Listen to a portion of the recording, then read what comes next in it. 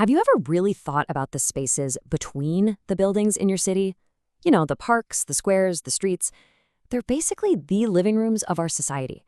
It's where public life unfolds. But as we're about to see, these vital spaces are a lot more fragile than you might think.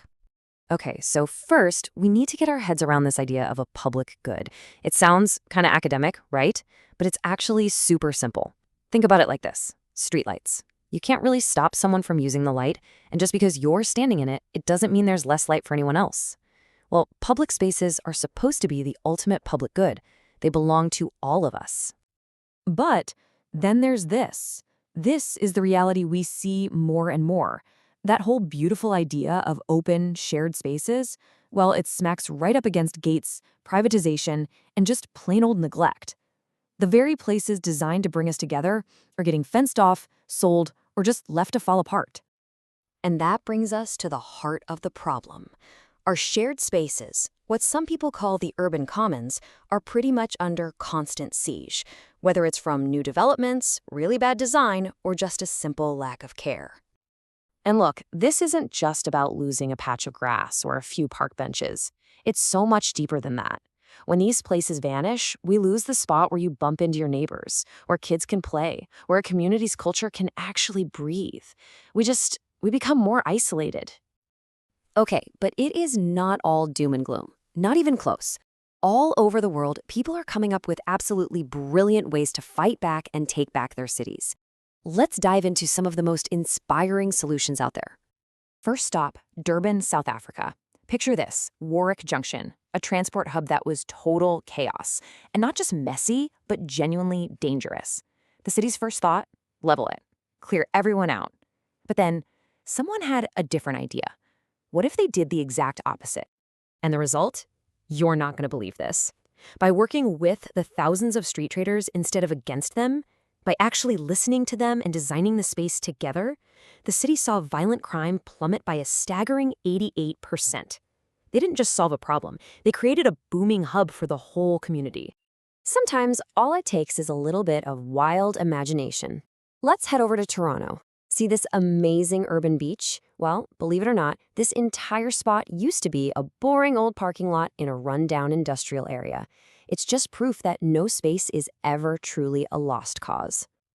All right, now for something completely different, and honestly, so cool. In Kirtipur, Nepal, the community, especially the younger folks, used the video game Minecraft to imagine and redesign their historic public squares. It's such a genius way to use modern tech to get everybody involved in planning their own neighborhood's future. Now, these stories are all incredible, right? But here's the key. They aren't just happy accidents or random flashes of brilliance.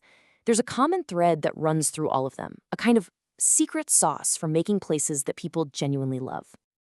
So what is this secret sauce? Well, lucky for us, some really smart urban design pioneers have spent decades figuring this stuff out. And they've created a simple yet incredibly powerful toolkit for how to get it right. This quote from the absolute legend of urban design, John Gell, just nails it.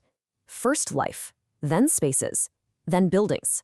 The other way around never works. Think about that for a second. It completely flips the usual script. You don't start with some grand building. You start with people. You focus on human life, and everything else follows from there. Gale basically boiled it all down to these three essential pillars. To make a truly great public space, people need to feel protected, they need to be comfortable, and they need to find enjoyment. You can think of it like a ladder. You need the first step to get to the second, and the second to get to the third. So let's break that down. Protection is the baseline. You've got to feel safe, right? From traffic, from crime, from just feeling unpleasantly exposed. Next up is comfort. Okay, so you feel safe. Now what? Are there good places to sit? Can you walk around easily? Is there anything interesting to see or do? And finally, there's enjoyment. This is the magic ingredient. This is what makes you want to stick around. The beauty, the good vibes, the feeling that a place is built for people. So at the end of the day, why does any of this really matter? It matters because the quality of our public spaces is like a mirror. It directly reflects the health of our entire community. It's the foundation for a society that's connected, fair, and strong. When we invest in these spaces, we're really investing in ourselves. I mean, just look at this, an incredible opera house built inside an old, abandoned quarry in Brazil. That's what's possible. When we follow those principles of protection, comfort, and enjoyment, we build so much more than just parks and plazas. We build trust and a real sense of shared identity.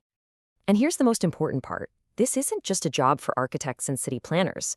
The real work starts with us. It starts with just seeing the hidden potential in the overlooked corners of our own neighborhoods. So I'll leave you with this question. What's that forgotten space where you live that's just waiting to be brought back to life?